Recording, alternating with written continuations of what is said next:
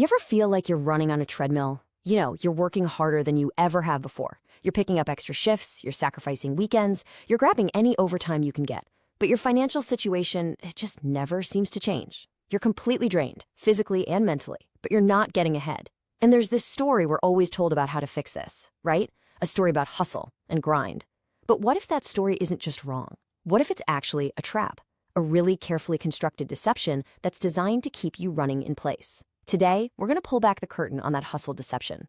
I mean, really think about that for a second. The people who put in the most grueling hours, the ones who sacrifice their sleep, their physical well-being. We're talking about the overnight factory workers, the ER nurses on a double shift, the long-haul truck drivers. They're almost never the wealthiest people in our society. And that forces you to face this uncomfortable but pretty undeniable truth. The economic system, it just doesn't seem to reward raw effort in the way we're told it does. This isn't just an opinion, it's an observable reality, and it demands an explanation. So yeah, that's the big question we're going to unpack. And the answer has absolutely nothing to do with a lack of ambition or intelligence or effort. It has everything to do with understanding the hidden rules of an economic game that, let's be honest, most of us were never taught. And if you don't know the rules of the game, you can't possibly win. The secret isn't about working harder. It's about learning to play a completely different game. All right, first things first, we have to understand the story that has become so powerful in our culture. This promise that relentless, exhausting work is the one true path to financial freedom. And you know, this story is so seductive because it just feels fair. It suggests this level playing field where your input, your pure effort, directly determines your output.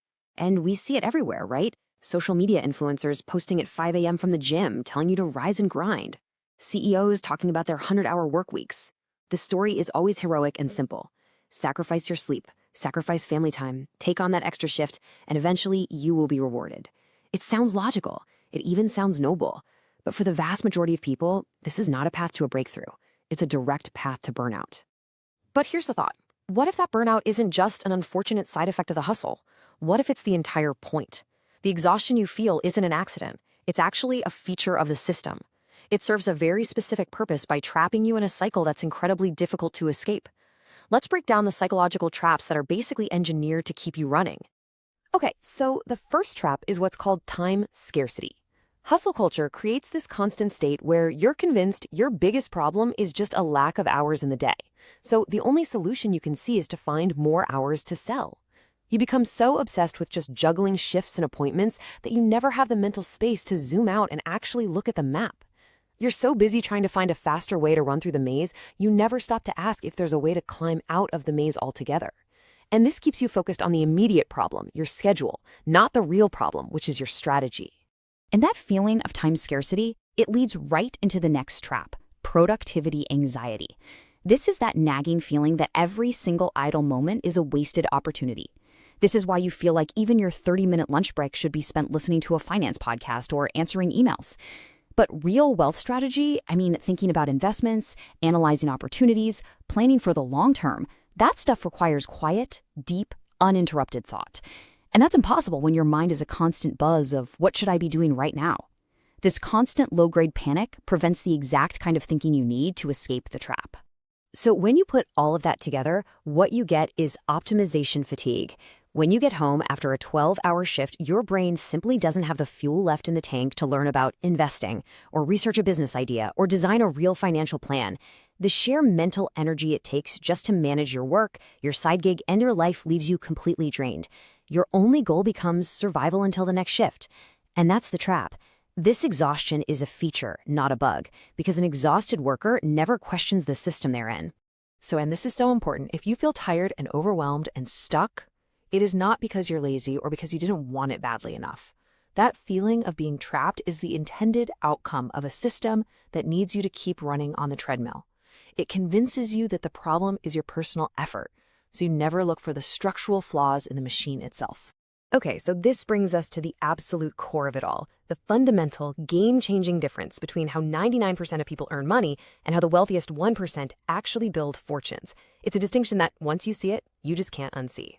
So the system basically gives us two completely different paths. On the left, you've got the path of labor. This is the world of the employee, the freelancer, the shift worker.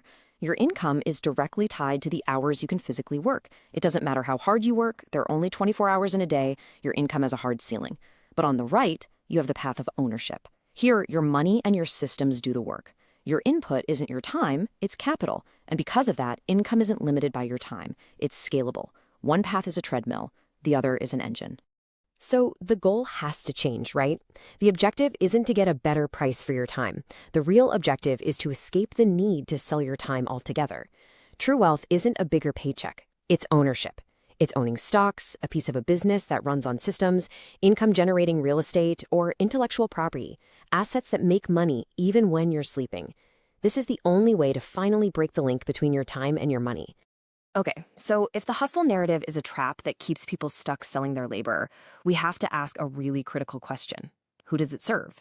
I mean, why is this story of the grind promoted so heavily? The answer is that it's an incredibly effective tool for maintaining the economic status quo. The hustle story is, well, it's a masterpiece of misdirection. By framing financial success as purely a matter of individual effort, it distracts all of us from asking bigger, more uncomfortable questions, like why have wages stayed flat for decades, while corporate profits and productivity are soaring? Why are taxes on investment gains often lower than taxes on income from your labor? By keeping the focus on your personal grind, the system avoids scrutiny. If you're struggling, the story suggests the problem is you, not the rules of the game. And this deception, it often shows up as something we could call entrepreneurship theater. It's the performance of building a business without actually creating any real, lasting assets. This looks like building a massive social media following but having nothing to sell, or creating tons of content that doesn't actually generate any income. It's when you call your freelance gig a business, even though it's really just a job with more risk that completely collapses the moment you stop working. It's buying endless online courses that sell you the feeling of progress, but not the tangible ownership that actually builds wealth. It's a lot of noise and motion that looks like you're getting somewhere, but it keeps you firmly on that treadmill. And this is all part of a bigger performance, really. Meritocracy theater. This is the story that the people at the very top tell to justify their position. They can talk all day about their hustle and their sacrifices, while, conveniently leaving out their structural advantages, things like family connections, inherited capital, or access to financial tools that most people can't get. It provides a moral justification for an unequal system by pretending everyone started at the same line with the same rulebook, and that the only difference was who tried harder. And the end result of all this theater, it's that the system itself just vanishes.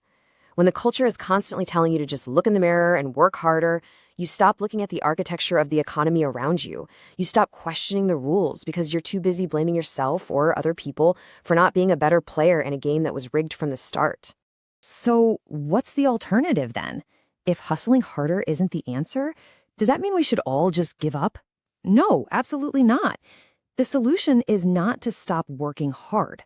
The solution is to fundamentally redirect where all that hard work and energy actually goes. This means you got to adopt a new identity. Think of yourself as the architect. A worker on the assembly line is focused on maximizing their output for the day. An architect, on the other hand, designs the entire factory. The architect's goal isn't to work harder inside the system, but to build a system that works for them. Your focus has to shift away from maximizing your hourly output and towards a new, much more powerful objective, acquiring and creating things that will eventually make money for you, which reduces your dependence on your own labor. So how do you actually start thinking like this? Well, it begins with 3 big strategic shifts. First, you have to defend your income. Every single dollar you earn from your job is not just for spending, it's a potential soldier in your army, the raw material for your freedom. Your mission is to stop the leaks, to eliminate unnecessary spending with surgical precision, and to create a surplus. That surplus has a name: capital. Second, you start creating systems. This doesn't mean you have to go launch a tech company tomorrow. It can start small, automating your savings, creating a budget that runs on its own, or maybe finding a tiny side project that can be systemized to operate without you being there all the time. This is the seed of breaking that link between your time and your income. And finally, you use that capital to build and acquire assets. This isn't about getting rich overnight. It is the slow, deliberate, unglamorous process of buying or building things that pay you instead of just doing tasks that pay you. At the end of the day, this is the shift we all have to make. The system teaches us to run faster and faster, convinced that our speed is the problem. But true financial freedom isn't found by becoming the fastest runner on the treadmill. It's found in the courage to step off, even for a moment, to look around and to begin the quiet, deliberate work of building a machine that can run on its own. The question isn't how hard you can work. The only question that really matters is, what are you building?